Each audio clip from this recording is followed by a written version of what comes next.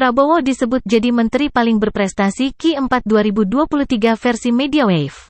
Menteri Pertahanan, Menhan, Prabowo Subianto disebut menjadi Menteri paling berprestasi selama periode kuartal 4 2023, Oktober tahun 2023 Desember tahun 2023, versi MediaWave, sebuah perusahaan yang bergerak di bidang jasa dalam social media monitoring and measurement.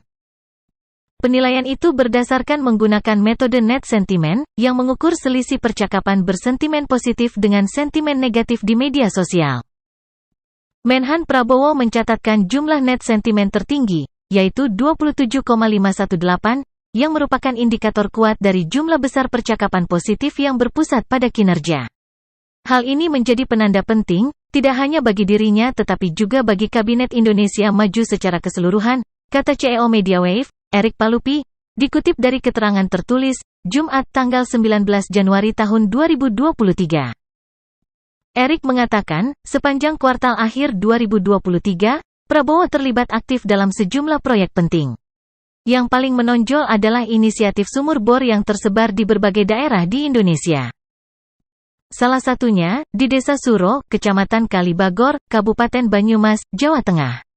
Di lokasi ini, Prabowo meresmikan 16 titik sumur bor sebagai bagian dari upaya Satuan Tugas Air Universitas Pertahanan RI, Unhanri. Pembuatan sumur bor yang ditujukan untuk menyediakan akses air bersih bagi masyarakat di daerah kesulitan air, telah mendapatkan apresiasi yang besar dari masyarakat dan media, ujar Erick. Selain itu, di sektor industri pertahanan, kinerja Prabowo dalam pengembangan dan peningkatan produksi pesawat CN-235 oleh PT DI, yang berhasil meningkatkan kapasitas produksinya secara signifikan, menjadi contoh nyata kemajuan di bidang ini.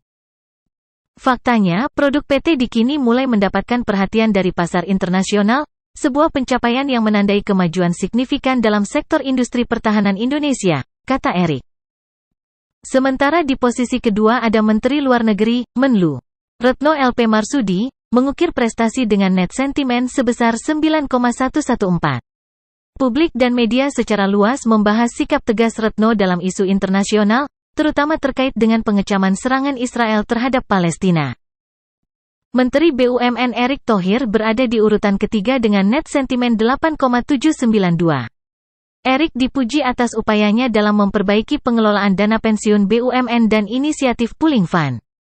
Keberhasilan ini mencerminkan upaya Kementerian BUMN dalam meningkatkan efisiensi dan transparansi di sektor BUMN.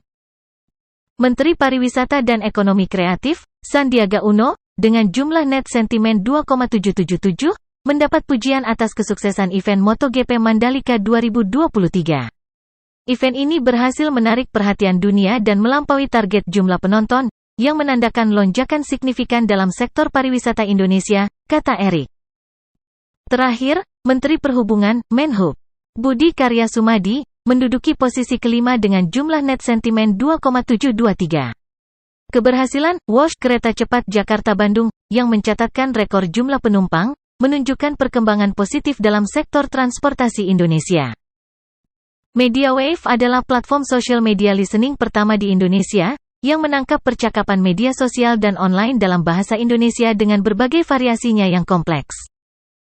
Sejak berdiri pada 2010, MediaWave memperluas cakupan layanannya dengan meluncurkan produk PolitikWave, yang difokuskan pada analisis percakapan media sosial yang berkaitan dengan kontestasi politik di Indonesia, seperti Pilkada DKI 2012, Pilpres 2014, Pilgub DKI 2017 dan Pilpres 2019.